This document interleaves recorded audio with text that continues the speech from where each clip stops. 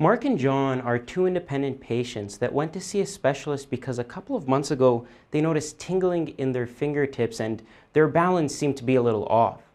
When they saw the specialist, he told them that this is being caused by spinal cord compression in their necks and that this was called cervical myelopathy. He told them that currently the only way to treat cervical myelopathy is through surgery, and that while their symptoms are still fairly mild, he recommends they get the surgery so that it doesn't get any worse. After learning just how invasive this surgery is, the fact that the surgeon would have to cut open their necks, go down to the level of the spinal cord and decompress the spine, or the fact that up to 15% of patients who undergo this surgery actually get worse afterwards, Mark and John decide surgery isn't for them at this time.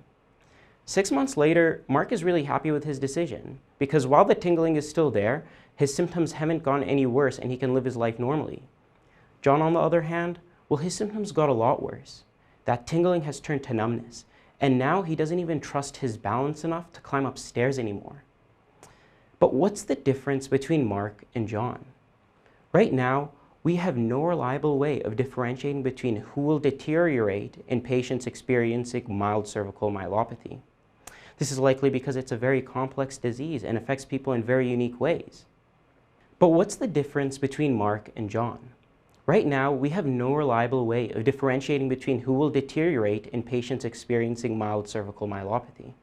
This is likely because it's a very complex disease and affects people in very unique ways. But this doesn't just affect Mark and John.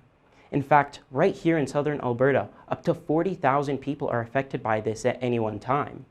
In fact, cervical myelopathy is the most common form of non-traumatic spinal cord injury worldwide, making this a pressing issue that needs to be solved. In my thesis, I hope to solve this with the help of artificial intelligence. I'm building a model under a branch of AI called supervised machine learning. These models are able to take into account thousands of different data points and, with the help of some complex math and linear algebra, find patterns that may go unrecognized by humans. And with these patterns, actually make predictions. And so we are training these models on 9 clinical assessments, from things like grip strength to balance to quality of life measures.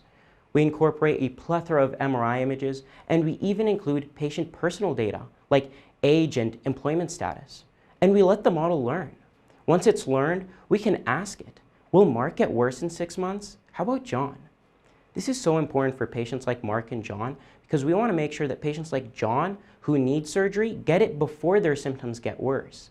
But more importantly, we want to make sure that patients like Mark, whose symptoms won't get worse, are definitely not undergoing surgery. Ultimately, and through my work, I hope to empower both patients and doctors with more knowledge so that they can make more informed decisions about a patient's health. Thank you.